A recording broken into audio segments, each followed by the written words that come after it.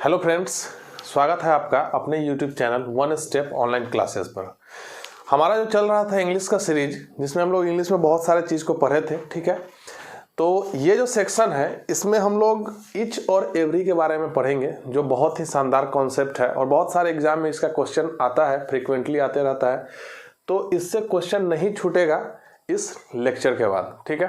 तो आइए हम लोग देखते हैं कि ईच और एवरी को कैसे समझा जाए। पहले हम बेसिक से इसको समझाएंगे और पूरा एडवांस लेवल की तरफ ले जाएंगे, ठीक है।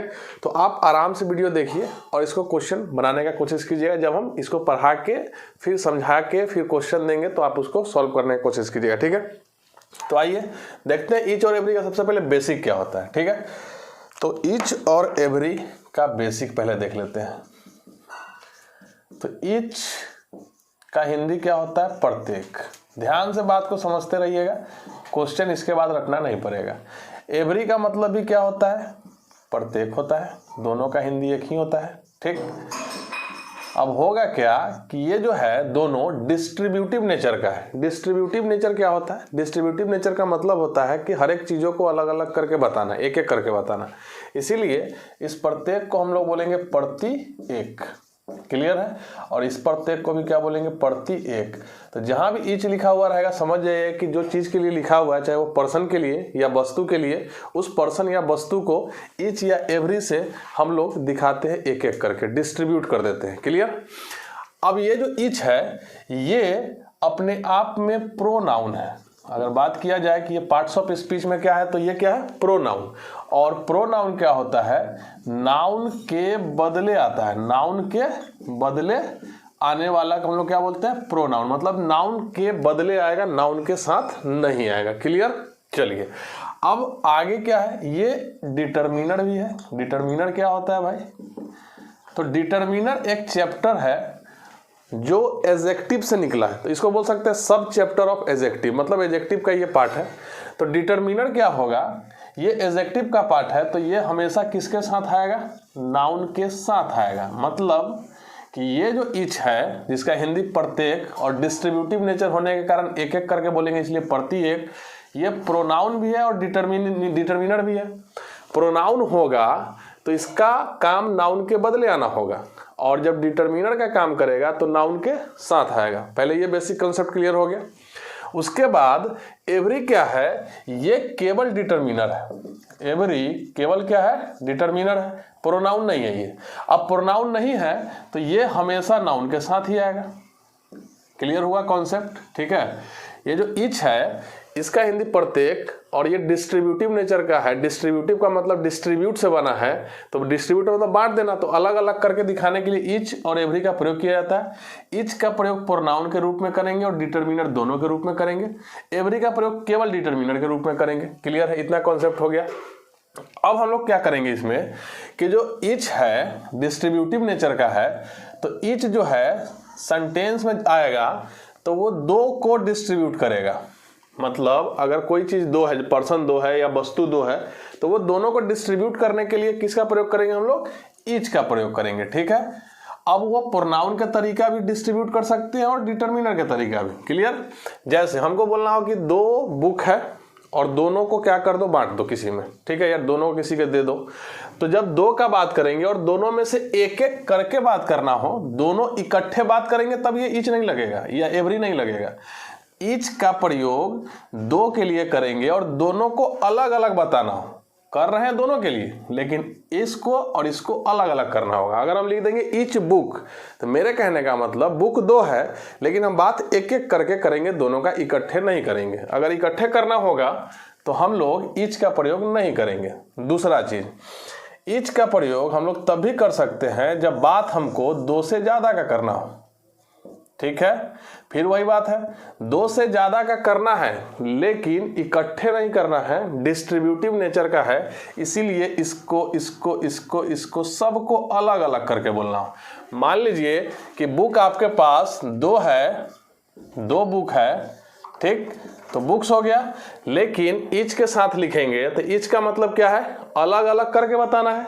यानी ये बुक को और ये बुक को अलग अलग करके बताएंगे तो ईच, ठीक। दो से ज्यादा बुक है, दो से ज्यादा बुक है और अलग अलग सबको करके बताना है, तब भी ईच का प्रयोग कर सकते हैं। इतना कॉन्सेप्ट क्लियर? ठीक है, अब आ जाइए एवरी पे। एवरी का प्रयोग हम लोग तब करेंगे जब बात दो से ज्यादा का हो, ठीक है, और सबको अलग अलग करके बताना हो। ठीक, अब आपका कंफ्यूजन हो गया कि सर दो से ज्यादा में अलग अलग करके बताने के लिए ईच भी लग रहा है और दो से ज्यादा में अलग अलग करके बताने के लिए एवरी भी लग रहा है। चलिए, दो है अलग अलग करके बताना है तो केवल ईच लगेगा, चलिए वहां तो सब समझ में आ गया। ठीक, लेकिन जब बात दो से ज्यादा का होगा तो वहां एवरी भी आ सकता है और ईच भी आ सकता है। तो सारा कॉन्सेप्शन अभी आपके सामने आ जाएगा कि ये क्या है, आपका मिसकॉन्सेप्शन जितना भी था वो सब क्वेश्चन में भी आएगा, आपको क्लियर हो जाएगा। पहले ये बात समझ लेते हैं, ईच का मतलब प्रत्येक, प्रत्येक प्रोनाउन भी बन सकता है, डिटर्मिनर भी। एवरी केवल डिटर्मिनर बनेगा और ईच दो के लिए भी आ सकता है, दो से ज्यादा के लिए भी, लेकिन अलग अलग करके। एवरी केवल दो से ज्यादा के लिए आएगा और अलग अलग के लिए। ठीक, अब आपसे तीसरा क्वेश्चन इसमें क्या पूछेगा, केवल कोई मैटर समझते जाइए, सारा कॉन्सेप्ट क्लियर हो जाएगा। ठीक है, अब आपसे पूछेगा कि ईच के बाद अगर हम नाउन लिखेंगे, नाउन को लिखेंगे, कोई भी नाउन को लिखेंगे, ठीक है, ऊपर दिख रहा है क्या? तो ईच के बाद अगर बाद बोला जाए कि नाउन को लिखिए, तो जो नाउन आएगा वो सिंगुलर में लिखिएगा।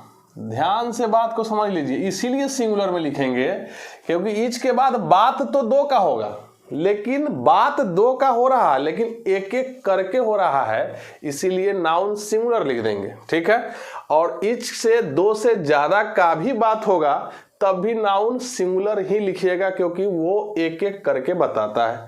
जब नाउन सिंगुलर आएगा तो ऑटोमेटिक वर्ब भी क्या आ जाएगा? सिंगुलर आ जाएगा। इतना बात समझ में आ गया? ठीक है, क्यों? क्योंकि ईच डिस्ट्रीब्यूटिव है और डिस्ट्रीब्यूटिव का काम है एक एक करके बताना। क्लियर? अब जो एवरी है इसके साथ भी वही है, अगर इसके साथ नाउन आएगा तो नाउन आएगा ही, क्योंकि ये डिटर्मिनर है, नाउन के बिना आएगा नहीं। तो कौन सा नाउन आएगा भाई इसके बाद? तो लीजिए, सिंगुलर नाउन आएगा और वर्ब तो सिंगुलर आएगा क्योंकि वर्ब लगता है नाउन के अकॉर्डिंग या प्रोनाउन के अकॉर्डिंग, तो नाउन सिंगुलर तो वर्ब भी सिंगुलर। ये चीज क्लियर हो गया। अब हम लोग का कंफ्यूजन केवल यही है कि ईच दो से ज्यादा में भी आ रहा है और एवरी दो से ज्यादा में भी आ रहा है, तो क्वेश्चन से इसको समझ लेते हैं। अगर क्वेश्चन दिया हुआ है ऐसे कि ईच, पहले हम कुछ बेसिक क्वेश्चन लिखते हैं, उसको आप लोगों को समझ के बताना है। ठीक है, एवरी इज आर रेडी। ठीक है, अब क्वेश्चन का आंसर बताना, एक ये क्वेश्चन, एक ये, एक ही क्वेश्चन में दो ऑप्शन हम दे दिए, इसको बताना है कौन सही है। तो ईच के बाद आना चाहिए नाउन, तो लीजिए सही हो गया। अच्छा, ईच अकेले आएगा मतलब प्रोनाउन के रूप में होगा, मतलब नाउन के बदले, तो भी सही हो जाएगा। लेकिन एवरी के लिए नाउन मस्ट है। अब चेक किए तो ईज और आर तो वर्ब हो गया और वर्ब के पहले कोई नाउन है नहीं। अब जब नाउन नहीं है तो हमको यहाँ डिटर्मिनर नहीं चाहिए, यहाँ चाहिए प्रोनाउन, और प्रोनाउन केवल कौन है? ईच। यानी आंसर हमारा हो जाएगा इस सेंटेंस का क्या? ईच। क्लियर? अभी क्या बताए थे, इच का प्रयोग दो से के लिए भी कर सकते हैं और दो से ज्यादा के लिए भी, लेकिन जब दो के लिए करे या दो से ज्यादा के लिए करे एक एक करके बताएंगे, इसलिए वर्ब हो जाएगा इसके साथ सिंगुलर, और सिंगुलर कौन है? इज है। क्लियर है इतना कॉन्सेप्ट? ठीक है, अब आते हैं क्वेश्चन नंबर 2 पर। एग्जाम में एकदम बेसिक चीज याद रखिएगा, क्वेश्चन कभी नहीं छूटेगा। दूसरा क्वेश्चन क्या है, अगर हम बोलेंगे इच या एवरी, और यहां पे ऑप्शन दे दिए क्या? गर्ल या गर्ल्स, यहां ऑप्शन दे दिए इज और आर, और यहां ऑप्शन दे दिए रेडी। ठीक, अब हम बोले कि सेंटेंस, ये सेंटेंस में तीन, पहला ये चेक कीजिए कि इच होगा कि एवरी, दूसरा नाउन गर्ल या गर्ल्स, और तीसरा वर्ब इज और आर। ठीक है, अब देखना क्या है कि ये जो गर्ल है ये क्या है? नाउन है, और ये इज और आर क्या है? वर्ब है। तो अभी हम क्या बताए थे कि एवरी डिटर्मिनर है, नाउन के साथ आ सकता है, तो लीजिए एवरी आ सकता है। क्लियर? इच तो दोनों है, प्रोनाउन भी है, मतलब नाउन आएगा तब भी आ जाएगा इच, और नाउन नहीं आएगा तो प्रोनाउन बन के नाउन के बदले भी आ जाएगा, जैसे पहला सेंटेंस में आ रहा था। तो यहाँ इच भी सही है और एवरी भी सही है, दोनों सही हो गया। अब आगे बढ़ते हैं, तो इच और एवरी, ईच भाई 2 के लिए भी आ सकता है, 2 से ज्यादा के लिए भी आ सकता है, एवरी तो केवल 2 से ज्यादा के लिए आएगा। तो मेरे कहने का मतलब यहाँ जो भी नाउन आ रहा है या तो 2 होगा अगर हम ईच लिखेंगे, और ईच का मतलब 2 से ज्यादा भी हो सकता है। तो लड़की का संख्या 2 होगा या 2 से ज्यादा होगा, ये तो हो गया कंफर्म। ठीक, अगर ईच लिखेंगे तो लड़की 2 भी हो सकती है, 2 से ज्यादा भी हो सकती है, क्योंकि संख्या नहीं दिया हुआ तो दोनों मान सकते हैं। क्लियर। और एवरी लिखेंगे तो हमको मानना होगा कि जो लड़की है 2 से ज्यादा है। तो 2 से ज्यादा के लिए नाउन प्लूरल लगता है, गर्ल नहीं गर्ल्स लिखेंगे, लेकिन इसके पहले लिखा हुआ ईच और एवरी, और ईच और एवरी बात 2 या 2 से ज्यादा का करेगा, लेकिन यह है डिस्ट्रीब्यूटिव नेचर का, अलग अलग करके बताने का, एक एक करके बताने का। इसीलिए इसके साथ नाउन आ जाएगा आपका सिंगुलर, और सिंगुलर गर्ल होता है, गर्ल्स नहीं होगा। क्लियर। मतलब अगर आप ईच गर्ल लिखिएगा तो कहने का मतलब कि लड़की या तो 2 होगी या तो 2 से ज्यादा है यहाँ पे, लेकिन गर्ल क्यों लिखे? ईच के कारण, क्योंकि ईच बताएगा 2 को, लेकिन एक एक करके, इसलिए सिंगुलर लिखना पड़ता है। लिखना सिंगुलर है, लेकिन इसका मतलब होगा 2 या 2 से ज्यादा। ठीक है। अब जब नाउन सिंगुलर हो गया तो वर्ब भी सिंगुलर। क्लियर है। तो ईच भी सही, यानी आंसर हो जाएगा ईच गर्ल इज रेडी या एवरी गर्ल इज रेडी, दोनों क्लियर है। लेकिन इस क्वेश्चन में एवरी नहीं लगेगा, क्योंकि एवरी नाउन के साथ आता है, हमेशा डिटर्मिनर है, और बिना नाउन के ईच आ सकता है और ईच नाउन के साथ भी आ सकता है। क्लियर। अब ये वाला बात तो क्लियर हो गया, प्रोनाउन और नाउन और डिटर्मिनर वाला। अब मैटर केवल फंस रहा है 2 से ज्यादा में दोनों कैसे यूज होगा, यही क्वेश्चन फंस रहा है। तो पहले हम कुछ क्वेश्चन देते हैं, उसका आंसर पहले बताइए, उसके बाद आगे हम लोग चलते हैं। तीसरा क्वेश्चन हम बोलेंगे क्या, आई नो डैश गर्ल। ठीक है। अब हम आपसे पूछे कि यहाँ आंसर क्या होगा, तो आप बोले कि सर नाउन आ रहा है गर्ल, तो नाउन के साथ आप एवरी डिटर्मिनर लिखिए, और ईच तो दोनों है, तो ईच तो किसी के साथ भी आ सकता है, अकेले भी और नाउन के साथ भी, यानी आंसर यहाँ ईच भी हो सकता है और एवरी भी हो सकता है। ठीक है। ईच लिखेंगे तो गर्ल 2 या 2 से ज्यादा हो सकती है, और एवरी लिखेंगे तो गर्ल 2 से ज्यादा ही होगी। क्लियर है। अभी तक मैटर नहीं क्लियर हो रहा है कि दोनों में से कैसे आइडेंटिफाई करेंगे कि दोनों लगा, अभी तो दोनों लगा रहे हैं। ठीक है। बस कुछ और क्वेश्चंस देखते हैं, उसके बाद क्लियर हो जाएगा कि दोनों में से एक कौन सा सही होगा। ठीक है। चलिए आगे देखते हैं क्वेश्चन, कुछ और क्वेश्चंस देखते हैं जिससे पूरा क्लियर हो जाएगा। अच्छा, क्वेश्चन अगर हम दे दें 4 नंबर में, आई नो डैश, और बोले भरने के लिए, तो आंसर क्या बताइएगा, बताइए। ये नो हो गया आपका वर्ब, आई हो गया सब्जेक्ट, और नो के बाद आएगा ऑब्जेक्ट। ऑब्जेक्ट के जगह 2 चैप्टर से आता है नाउन और प्रोनाउन। ठीक है। तो नाउन तो है नहीं ऑप्शन में, ईच और एवरी नाउन तो है नहीं। ठीक। एवरी डिटर्मिनर है जो नाउन के साथ आएगा, तो नाउन यहाँ पे आया नहीं, नाउन नहीं आया, तो हमको प्रोनाउन चाहिए, प्रोनाउन चाहिए, तो लीजिए ईच भर दिए। तो यहाँ केवल एक ही ऑप्शन पॉसिबल था, ईच। ठीक। लेकिन क्वेश्चन अगर हम बोलेंगे ऐसे, डैश नोज मी। ठीक। अब हम बोले यहाँ ऑप्शन भरिए ईच और एवरी में से, तो नोज हो गया भाई आपका वर्ब, और मी हो गया आपका ऑब्जेक्ट, तो यहाँ चाहिए सब्जेक्ट। सब्जेक्ट के जगह फिर से देखिए नाउन या प्रोनाउन आएगा। अब नाउन या प्रोनाउन, तो नाउन तो है नहीं दोनों में से कोई, प्रोनाउन कौन है, तो ईच है। दूसरा तरीका, वर्ब के पहले कोई नाउन नहीं है तो डिटर्मिनर तो आ नहीं सकता है, डिटर्मिनर नहीं आएगा तो प्रोनाउन आएगा। प्रोनाउन कौन है, केवल ईच। और ईच क्या है, 2 या 2 से ज्यादा का बात करेगा, लेकिन एक एक करके, इसलिए नोज जो वर्ब लिखा हुआ है वो सिंगुलर वर्ब है, नो का नोज होता है सिंगुलर V5। क्लियर है इतना। ठीक है। तो ये क्वेश्चन हो गया क्लियर। ठीक। इतना कि कैसे कैसे किसमें क्या लगाना है। अब केवल ये सस्पिशन रह गया, तो अब इस सस्पिशन को दूर करने के लिए हम कुछ क्वेश्चंस और लिखते हैं, ताकि ये मैटर भी आपका क्लियर हो जाए।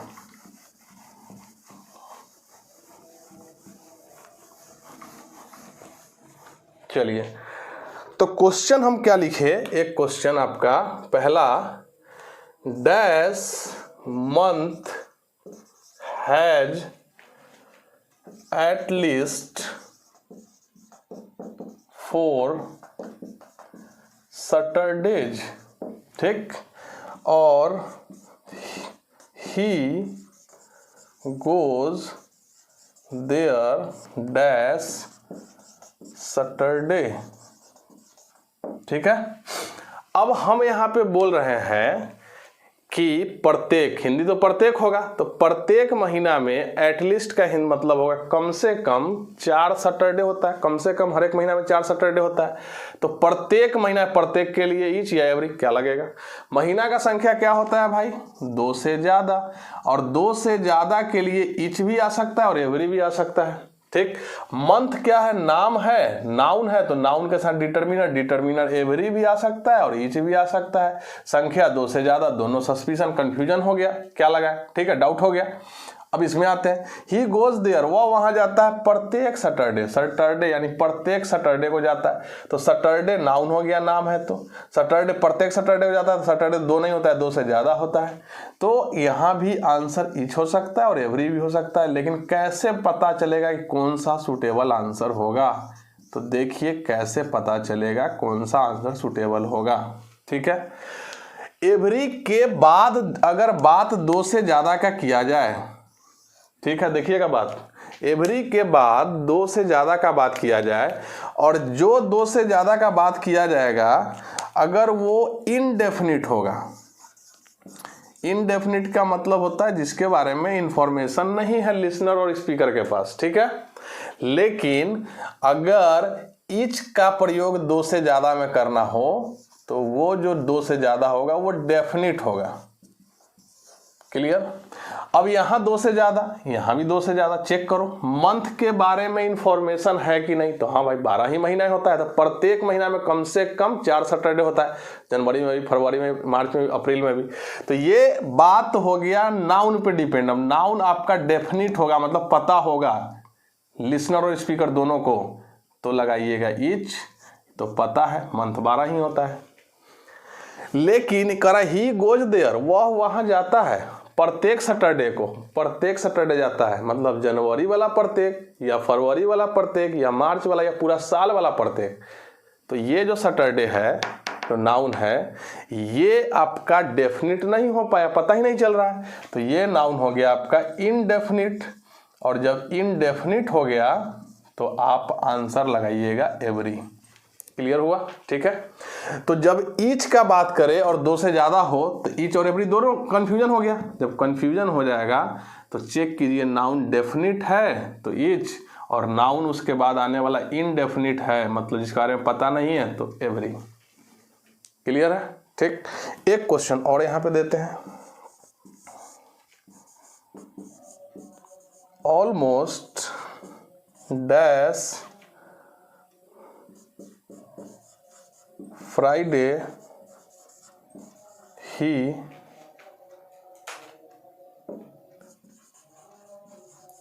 कम्स हियर, ठीक है। अब बोल रहा है ऑलमोस्ट मतलब लगभग प्रत्येक शुक्रवार को वह यहाँ आता है। तो जब बात कर दिया लगभग का, तो लगभग डेफिनिट बनाएगा कि इनडेफिनिट? तो इनडेफिनिट बनाएगा। तो ये जो फ्राइडे है नाउन, ये 2 से ज्यादा तो है कि 2 से ज्यादा फ्राइडे को यहाँ आता है, लेकिन ऑलमोस्ट लगाने से ये पूरा कंफर्म हो गया कि वो फ्राइडे इनडेफिनिट है। किस फ्राइडे का बात कर रहा है हमको नहीं पता है, नहीं पता होने के कारण इनडेफिनिट, और इनडेफिनिट होगा तो आंसर लगाइएगा एवरी, न कि ईच। क्लियर है, आ गया समझ में, ठीक। एक क्वेश्चन और देते हैं जो इसी से पूछा हुआ था। जब 2 से ज्यादा में कंफ्यूजन हो तो इसी तरह बनाइएगा, ठीक है।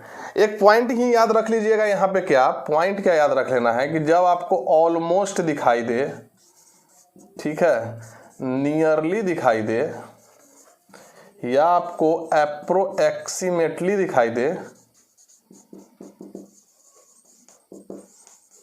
ठीक, या रफली दिखाई दे, रफली दिखाई दे, या नॉट दिखाई दे, अगर इसमें से कोई आएगा, ये सारा एडवर्ब है, तो ये एडवर्ब क्या करेगा, इंडेफिनिट बना देता है नाउन को। जब इंडेफिनिट बनाएगा तो इसके साथ एवरी का यूज कीजिएगा, ये सारे एडवर्ब के साथ ईच का नहीं कीजिएगा। एक एग्जाम में ये क्विक एंड फास्ट बनाने का तरीका होगा, देखिए और मार दीजिए, निकल जाइए वहां से, ठीक है। अब आते हैं क्वेश्चन नंबर 4 पे। ये तो ऑलमोस्ट देखे एवरी लगा दिए, ऐसे इंडेफिनिट वाला भी सेंस लगा के आप लगा सकते हैं, इंडेफिनिट ही आएगा सारा का सेंस, ठीक है।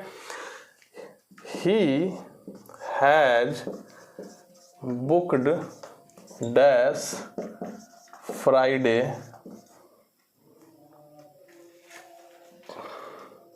ऑफ दिस मंथ, ठीक है।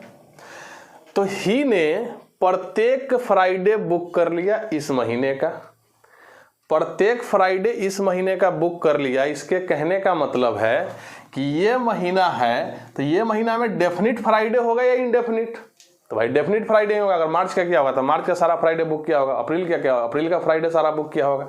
तो ये जो फ्राइडे है ये 2 से ज्यादा तो है, और 2 से ज्यादा में फिर सस्पिशन हो गया कि ईच लगाए कि एवरी लगाए, तो इससे पता चला कि ये डेफिनिट वाला है 2 से ज्यादा, तो 2 से ज्यादा डेफिनिट होगा तो ईच लगा दीजिए। क्लियर है, इसमें कोई दिक्कत नहीं है, ठीक है।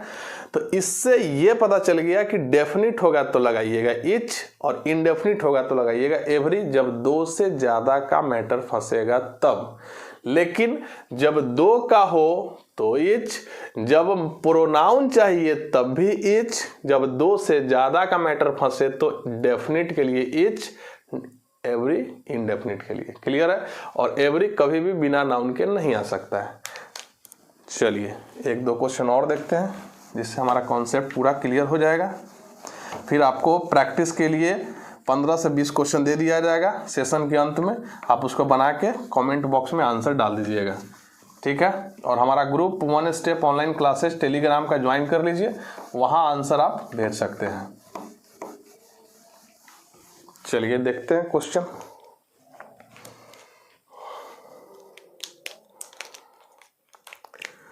फाइव में क्वेश्चन क्या कह रहा है, he raised dash off, he raised dash hand off his. Raise मतलब होता है उठाना, तो उसने अपना प्रत्येक हाथ उठाया, ठीक है। डिस्ट्रीब्यूटिव प्रोनाउन लिख रहे हैं, प्रत्येक हाथ मतलब एक एक करके उठाया, दोनों एक बार में नहीं उठाया। तो हम ये हैंड नाउन है, नाउन है तो डिटर्मिनर लगेगा, डिटर्मिनर एवरी भी है और ईच भी है। अब जैसे ही चेक करने गए तो हैंड का तो संख्या 2 होता है, 2 से ज्यादा होता नहीं, और 2 के लिए एक ही होता है, कौन सा, ईच। अब वहां डेफिनिट इनडेफिनिट चेक नहीं करना है। क्लियर है, क्योंकि 2 के लिए केवल ईच लग सकता है, एवरी नहीं लग सकता है। आया समझ में। 6 question, dash side of the coin is signing, ठीक है। प्रत्येक साइड क्वाइन का, सिक्का का प्रत्येक साइड साइन कर रहा है, इधर भी और उधर भी। तो हम यहाँ पे साइड चेक किए तो नाउन है, नाउन है तो यहाँ ईच भी आ सकता है, एवरी भी। फिर संख्या चेक किया तो साइड तो 2 ही होता है क्वाइन का, और 2 के लिए फिर से आंसर क्या हो जाएगा, ईच हो जाएगा। कॉन्सेप्ट क्लियर है यहाँ तक, ठीक है। चलिए एक कॉन्सेप्ट इसमें केवल बच गया, उसको यहाँ पे हम लोग नोट डाउन कर लेते हैं, उसके बाद ये सेशन हो जाएगा आपका खत्म। ईच और एवरी से कैसा भी क्वेश्चन पूछेगा आपसे बन जाएगा, ठीक है। चलिए क्वेश्चन को पॉज कर करके लिख लीजिएगा, 1-2 बार वीडियो फिर से देख लीजिएगा, कॉन्सेप्ट पूरा तरह से क्लियर कीजिए ताकि ईच और एवरी दोबारा पढ़ने का जरूरत ना पड़े। ये हर एक एग्जाम के लिए है, चाहे वो डिफेंस का हो या SSC का हो या बैंक के लिए, कोई भी एग्जाम के लिए ईच और एवरी आएगा तो ऐसे ही कॉन्सेप्ट रहेंगे, ठीक है। चलिए क्वेश्चन एक यहाँ पे पॉइंट को क्या करते हैं, मेंशन करते हैं। अगर आपसे पूछे कि ऑफ है तो ऑफ सबको पता है क्या है भाई, प्रीपोजिशन है, ठीक है। ऑफ के पहले जब भी आएगा तो नाउन या प्रोनाउन आएगा, तो नाउन या प्रोनाउन है तो ईच प्रोनाउन है, ईच आ गया। एवरी नहीं आ सकता है क्योंकि नाउन के बिना एवरी आएगा नहीं, और ऑफ के बाद जो नाउन आएगा या प्रोनाउन आएगा। क्लियर है, 2 चीज आएगा, ऑफ के पहले भी नाउन और प्रोनाउन, क्योंकि हम ईच पढ़ रहे हैं तो ईच को लिख दिए। तो ऑफ क्या करता है, टोटल में से पार्ट को बताता है, टोटल में से किसको बताता है, पार्ट। तो हम बात यहाँ पे टोटल का करेंगे, तो टोटल का मतलब हुआ 2 से ज्यादा, और ये दो से ज़्यादा में से हम इसका बात करेंगे पार्ट का और उसको डिस्ट्रीब्यूट करके बताएंगे, ठीक है। तो यहाँ ईच आया क्योंकि नाउन नहीं है तो ईच आएगा। अब ये नाउन और प्रोनाउन में से हमको सिलेक्ट करना है इसको, ये टोटल है और इसका पार्ट हो गया, ठीक है।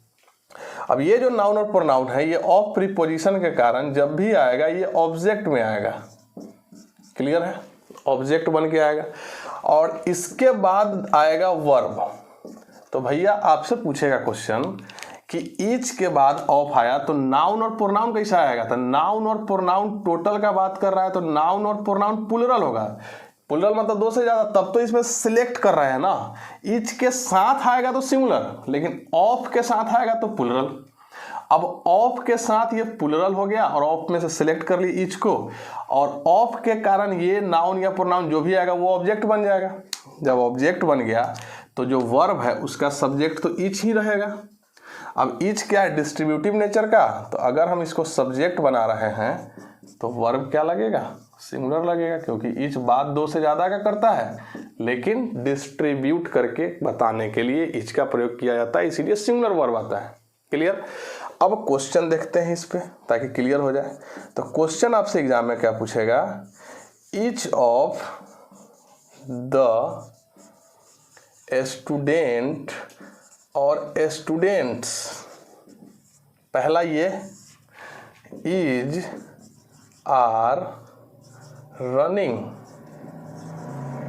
हेयर, दूसरा ये। अब कहा क्या कि ईच और ईच के बाद ऑफ आ जाए, तो ऑफ के बाद जो नाउन आएगा वो टोटल को बताएगा।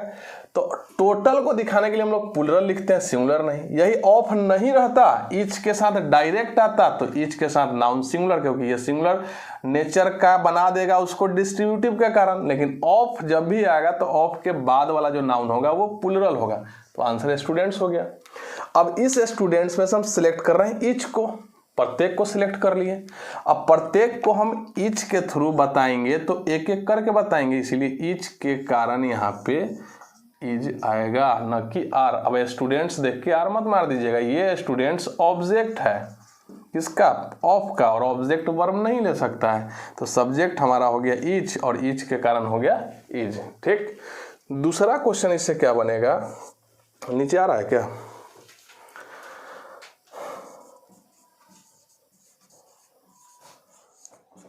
आ रहा है। दूसरा क्वेश्चन क्या बनेगा, each of he was, each of he was ready to move on, ठीक है। अब फिर से देखिए, ऑफ के बाद नाउन या प्रोनाउन आएगा। इस बार ऑफ के बाद आ रहा है ही, प्रोनाउन, ही किसी का नाम नहीं है। अब इस ही में से हमको सिलेक्ट करना है ईच को, लीजिए। अब ये जो ऑफ के बाद प्रोनाउन आ रहा है, ये प्रोनाउन और नाउन दो से ज्यादा को बताएगा, क्योंकि टोटल का बात करना है। और टोटल के लिए हम लोग प्लुरल लिखेंगे, और प्लुरल ही का या आपका सी का या आपका इट का एक ही प्लुरल होता है, कौन सा, दे। जैसे आई का बी होता है, यू का यू होता है, उसी ये तीनों का दे होता है। तो हमको यहाँ ऑफ के बाद प्लुरल लिखना है, और प्लुरल आपका हो जाएगा, ही नहीं हो जाएगा, क्या हो जाएगा, दे हो जाएगा, क्लियर है। दूसरा कॉन्सेप्ट क्या याद रखना है, प्लुरल तो बना लिए। अब ये ऑफ क्या है भाई, प्रेपोजिशन, तो प्रेपोजिशन के बाद तो ऑब्जेक्ट चाहिए, और दे जो है प्रोनाउन ऑब्जेक्ट और सब्जेक्ट में अपना रूप चेंज कर देता है, तो दे से बन गया देम, क्योंकि चाहिए था ऑब्जेक्ट। अब लगाना है वर्ब, तो ईच के अकॉर्डिंग लगाइएगा वर्ब, तो ईच के अकॉर्डिंग वर्ब सही था, क्लियर है। तो नाउन यहाँ पे था, तो नाउन का नाउन ऑब्जेक्ट चेंज नहीं होता है। राम, और राम सब्जेक्ट भी बन सकता है, ऑब्जेक्ट भी बन सकता है, लेकिन राम को अगर ही लिख देंगे तो ही का हिम हो जाता है ऑब्जेक्ट में, दे का देम हो जाता है, तो ऑब्जेक्ट अलग और सब्जेक्ट अलग। तो यहाँ ऑब्जेक्ट चाहिए था देम, और ये जो वाज था ईच के अकॉर्डिंग था, तो ये हो गया। फिर से देख लीजिए, ईच प्रत्येक प्रति एक को बताएगा, डिस्ट्रीब्यूटिव है। ये प्रोनाउन का काम कर सकता है, तो नाउन के बदले आ सकता है, और डिटर्मिनर का काम कर सकता है, नाउन के साथ आएगा।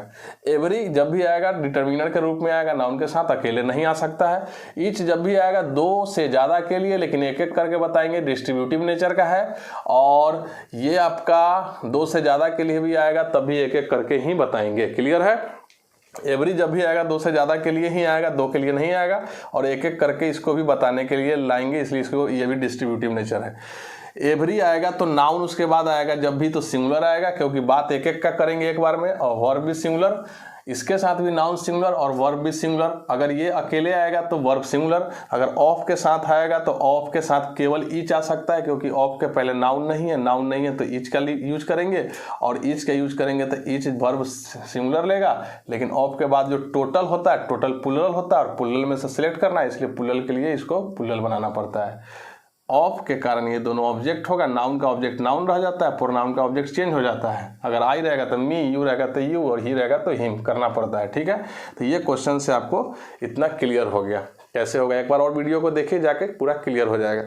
अभी कुछ क्वेश्चंस आपके स्क्रीन पे आएंगे, उस क्वेश्चन को लिखिए और बना के बताइएगा। कमेंट में जरूर लिख के बताइए कि क्या रहा सेशन, कैसा लगा। ठीक है, फिर मिलते हैं नेक्स्ट सेशन में। सी यू अगेन।